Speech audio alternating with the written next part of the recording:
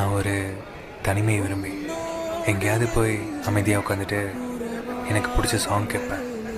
அந்த டைமில் அந்த நேச்சருக்கும் அந்த சாங்க்கும் அப்படியே என் மைண்ட் கனெக்ட் ஆகும்.